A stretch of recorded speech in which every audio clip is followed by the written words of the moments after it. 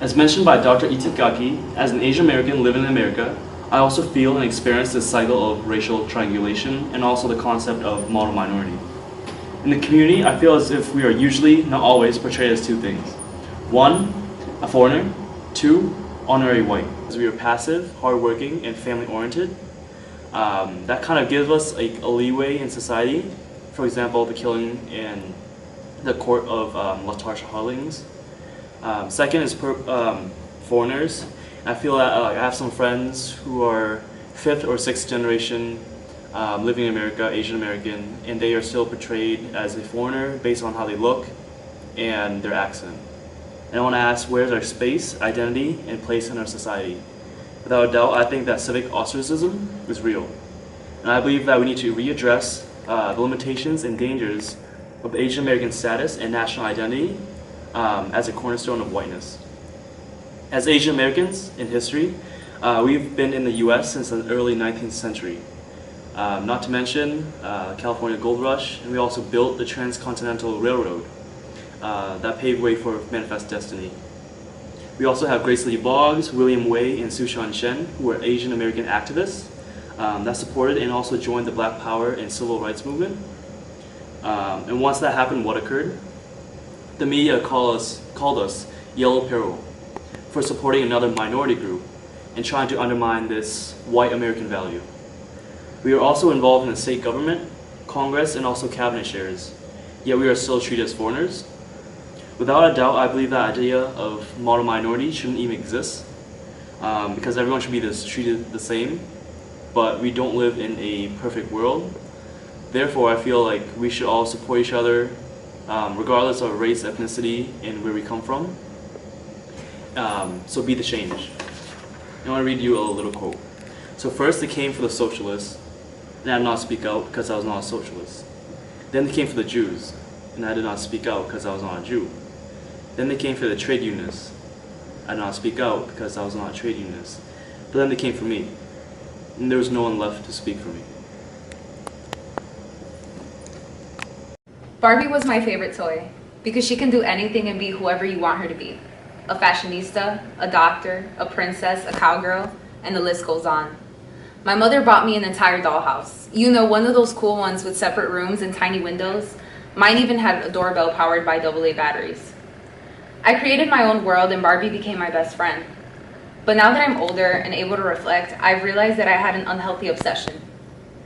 I didn't just want her to be real, I wanted to be Barbie. I recall talking to my doll daily, wishing I could emulate her particular brand of beauty. My own insecurities caused me to believe that looking like Barbie was the first requirement to be considered a successful American. My own insecurities caused me to believe that looking like Barbie was the first requirement to be considered a successful American. Then in 4th grade, my teacher told me I was smart. She praised me for my creativity and talent, so I started loving myself again. I told myself, although my hair is nothing like Barbie's, it's perfect. Barbie is the stereotypical American woman, and she is well known to be a perfect role model.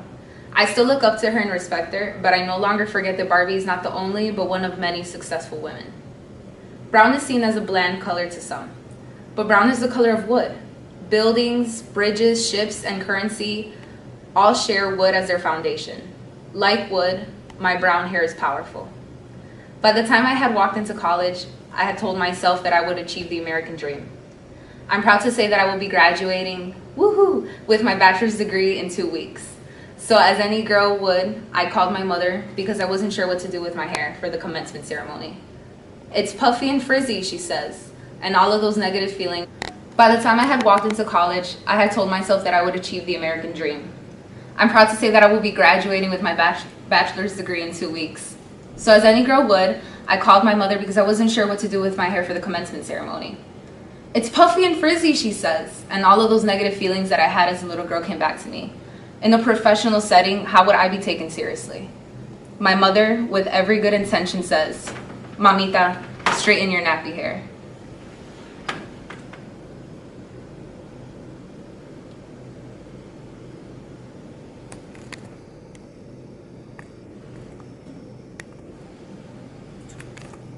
Good. Oh my God, my poor hair. Okay. Puerto Rican. roaming streets of concrete, crying because I crave the crunch of leaves beneath my feet. I struggle to stand because in the land of the free, I feel shunned by the same ones who were supposed to love me.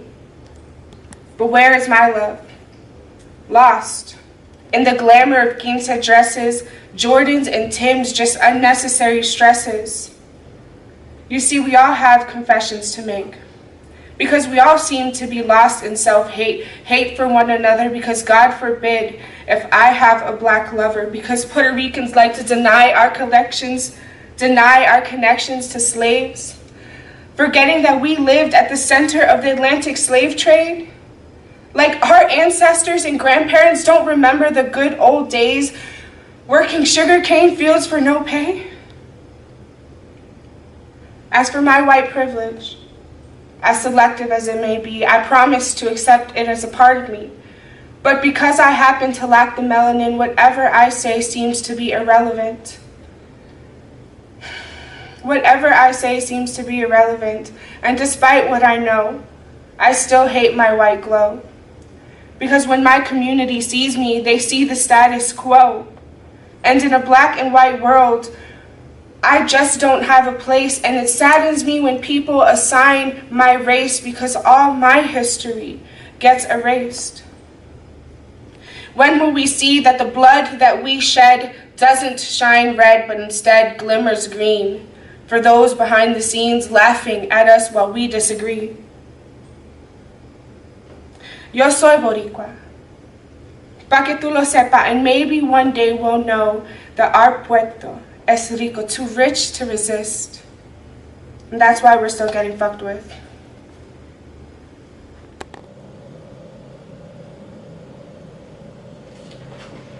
Enough is enough. Women go above. Women have always gone through constant persecution. Enough reason for feminist revolution.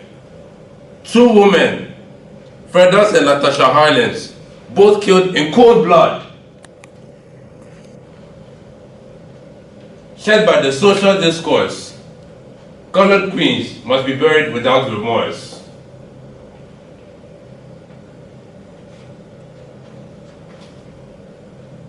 We wish for justice to be served every day, but we witness those who die in vain,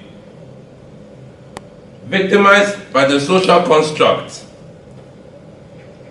soul and dignity, doomed to destruct. Enough is enough. Women go above. We recall the story of Latasha Harlins.